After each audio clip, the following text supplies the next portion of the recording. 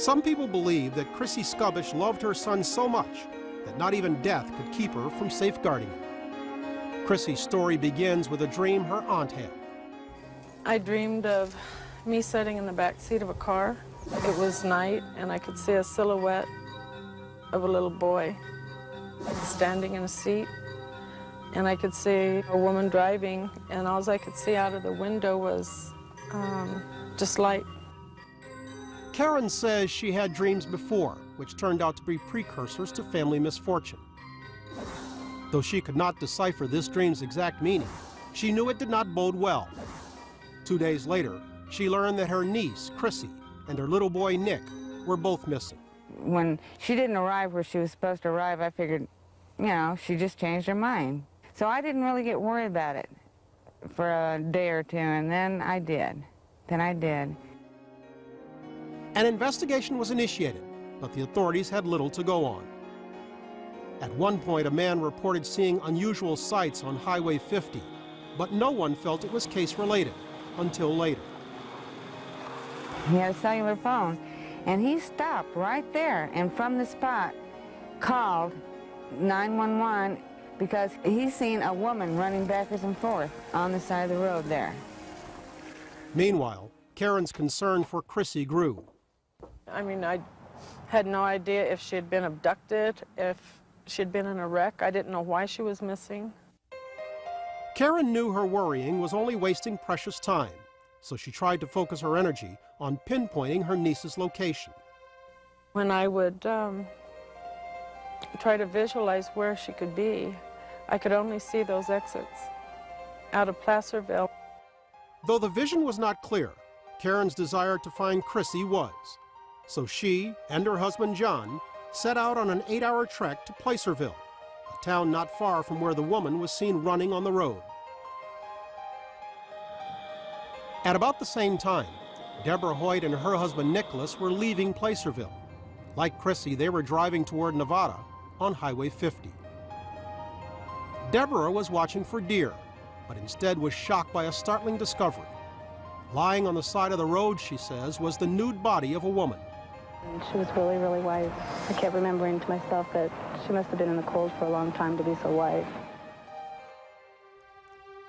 Horrified by the ghastly discovery, the Hoyts raced to a nearby telephone, where Deborah notified the California Highway Patrol. She stood by and waited for them and went into the CHP vehicle with one of the CHP officers and searched the area. However, they were unable to find anything. They thought it was kind of strange because she was very sincere in what she believed she saw. But what had Deborah seen? Though the officers conducted a thorough search, a body could not be found.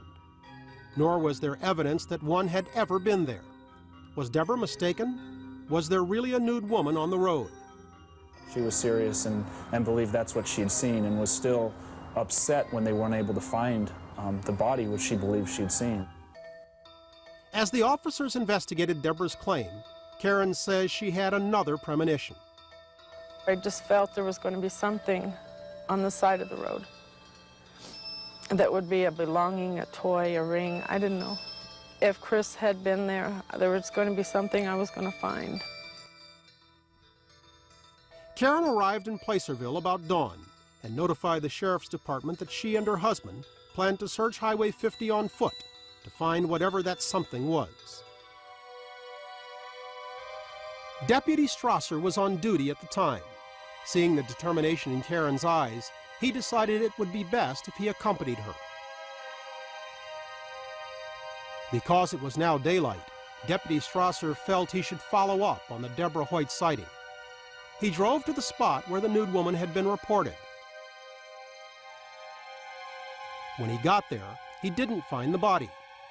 But he did find something that had definitely not been there the night before. Near what we call Bullion Bend, east of Pollock Pines, I found a child's tennis shoe in the roadway. The shoe was Nick's, and further investigation revealed the wreckage of a car.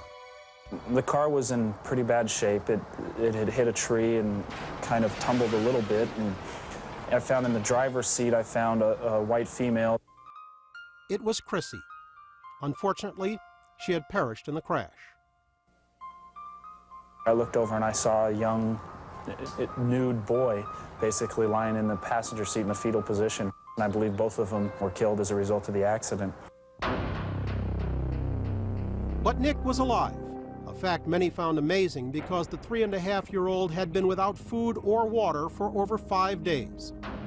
Also during that time, the temperature had ranged from 40 degrees at night to over 100 degrees during the day. Authorities believe Nick had removed his clothing when the heat became too much for him. Suffering from hypothermia and severe dehydration, Nick was rushed to a nearby hospital.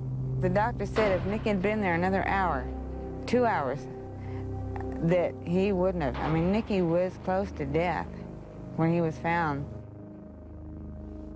But thanks to Karen's apparent premonition and Deputy Strasser's good police work, Nick was found in time and recovered. But what of the alleged dead woman on the side of the road? Is she owed a debt of gratitude as well? Her presence did bring attention to the site, which in turn brought Nick's rescuers. Some have speculated that what Deborah saw was Chrissy Scubbish's ghost. But Chrissy's family rejects that theory. I don't believe in ghosts, but I do believe in angels. And Chrissy felt very strongly that God appointed to each and every child of his a guardian angel. I mean, she was a strong believer in that. I feel that it was her or Nicky's guardian angel. Nick's conversations since the accident seemed to confirm his grandmother's belief. When a baby does say of things they see, you have to listen. And he did say that he'd seen a naked woman. He said there was two. One lady was running on the road. He could see her running back and forth. And we asked, where was the other one? And he said she was standing next to the car door by him. Was the naked woman Nick says he saw a guardian angel? If so, why was she so agitated? Nicky was there. Nicky was still alive. God had to draw attention to that area some way. Nick himself has talked of angels visiting him while he waited to be rescued. He has told his grandmother that he's seen Jesus' angels and that they're very pretty.